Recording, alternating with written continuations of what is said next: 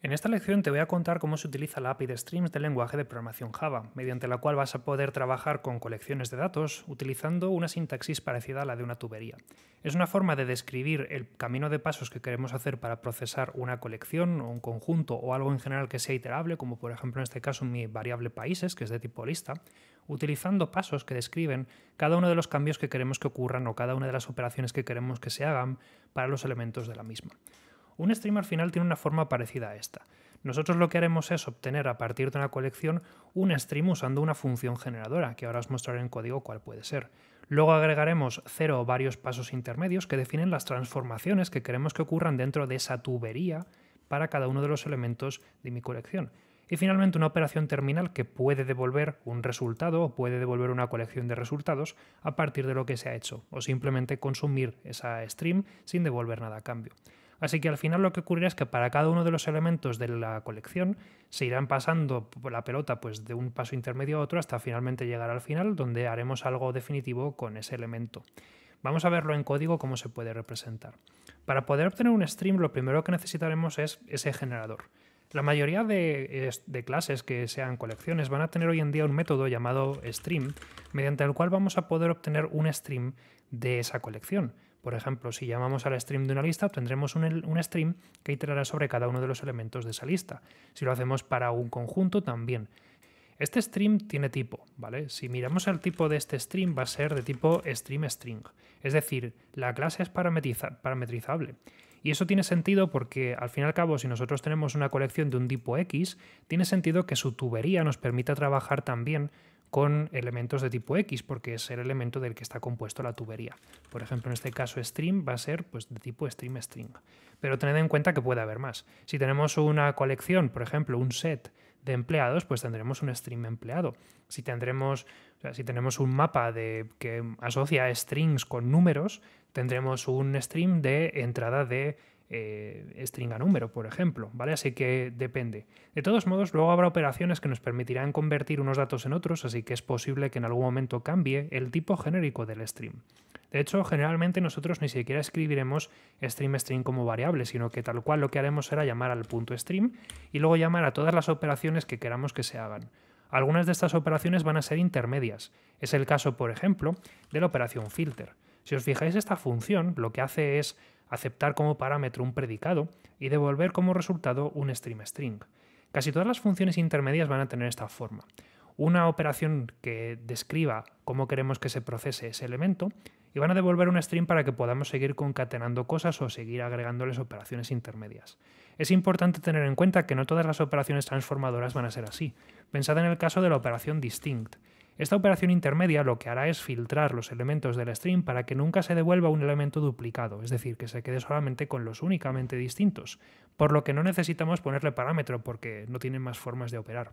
Sin embargo, igualmente devuelve un stream para que podamos seguir conectándole cosas. Por ejemplo, podríamos hacer .distinct para que me devuelva solamente aquellos elementos que no estén duplicados y luego podríamos hacer .filter para meterle más operaciones de procesamiento. Finalmente tendremos las operaciones terminales, que nos permiten hacer cosas como por ejemplo recolectar o simplemente consumir un stream. Por ejemplo, toList va a ser una operación colectora que permite consolidar todos los elementos que le entren a esa función, a ese toList, y devolver una lista con cada uno de esos elementos. Así que al final lo que hace es entregarnos todo lo que se ha cogido del stream utilizando una variable de tipo lista. O por ejemplo, count es otra operación que consolida los elementos que han pasado por el stream y que te devuelve un número que representa el número de elementos que había dentro de ese stream. Pero también tenemos otras como por ejemplo forEach, que no devuelve nada, simplemente le expresamos la función lambda que queremos que se ejecute como parte de esa operación de procesamiento y se hará para cada uno de los elementos del stream. Vamos a verlo con un ejemplo. Imaginemos que yo le meto, por ejemplo, forEach directamente a mi stream. Aquí puedo definir una función lambda, es decir, una interfaz funcional, que me diga qué es lo que quiero que se haga con cada uno de los elementos que forman parte de ese stream. Si os fijáis, acepta un parámetro de tipo string, ¿vale?, que representa cada elemento, ¿ok?, y que al final pues, permite hacer una operación para cada elemento que forme parte de la tubería. Por ejemplo, system.out.println de Pais. Que existen más formas de representarlo, ya lo sé, podríamos haberlo puesto como system.out2.println, pero que es una opción también igual de válida. Aquí me lo está señalando como que no necesito llamar a stream, no os preocupéis, ahora le pondremos más cosas, pero en cualquier caso, si os fijáis ahora al ejecutar esto, lo que va a pasar es que se va a llamar al println para cada uno de los elementos que forman parte de ese array.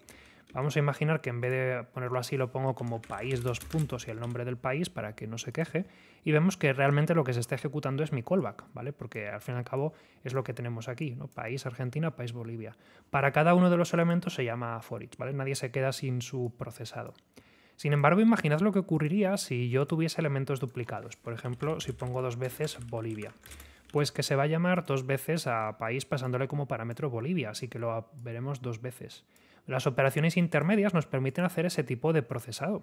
Imaginad, por ejemplo, que yo llamo a punto distinct, y como distinct me devuelve otro string, puedo llamar al método forEach de ese string que me devuelve distinct. Es decir, que al final la gracia de los strings está en que tendremos varias operaciones intermedias, en este caso no sé por qué pongo distinct en todas, podría poner skip, por ejemplo, y lo que ocurrirá será pues, que se irá llamando a cada una de las operaciones y así iremos filtrando o haciendo cosas con ese stream, ¿vale? En este caso distinct lo que hace es quedarse únicamente con los elementos diferentes. Si detecta que por la tubería está pasando un elemento que equivale a otro que ya ha pasado, en este caso el segundo Bolivia, no lo devolverá, así que ese no pasará el filtro y por lo tanto nunca llegará al for each porque para eso es una tubería. Si habéis jugado alguna vez a Factorio, el principio es bastante parecido. En este caso, como veis, ya no se escribe Bolivia 2 veces porque distinct se ha ocupado de comérselo. Sin embargo, muchas operaciones igualmente nos pedirán que le pasemos una función lambda o una interfaz funcional, como puede ser, por ejemplo, filter, mediante la cual le podemos especificar una condición booleana, es decir, un predicado, que nos diga si queremos que pase a la siguiente parte de la tubería o no. En este caso, yo le puedo devolver un valor que sea true o false según si quiero que pase. Vamos a hacer que se quede con aquellos países que tengan como mucho 6 caracteres en su nombre. Esto excluirá Argentina, Bolivia, Colombia y Guatemala, porque son palabras que tienen más de 6 letras. Si yo le pongo que para cada país se compruebe si su longitud es menor o igual que 6, esto solamente dejará llegar al for each los elementos que tengan como mucho 6 letras, lo cual hará pues, que solamente pasen los países con los nombres más cortos, que son en este caso esos. Incluso si lo filtramos para que sea justo al revés, pues veremos que ahora solo devuelve los nombres que tengan más de 6 letras. Y como se trata de una tubería, nosotros simplemente ponemos punto lo que sea y seguimos metiendo etapas. La forma más normal de escribir un stream será así como estáis viendo, con cada operación dentro de una línea separada poniendo punto al principio para que sea más fácil de leer. Evidentemente Stream es una API bastante más complicada y que tiene muchísimos más métodos, aquí los estáis viendo, pero no puedo cubrir esto en una lección de 8 minutos porque no me daría tiempo. Así que te voy a dejar en pantalla un enlace a la lista de reproducción donde voy a estar cubriendo las partes más interesantes de la API de Streams por si quieres conocer alguna particularidad más o entender y profundizar sobre alguna parte, así también te puedes saltar aquellas que consideres que no te hacen falta. Hasta entonces nos vemos en próximas lecciones, un saludo y hasta luego.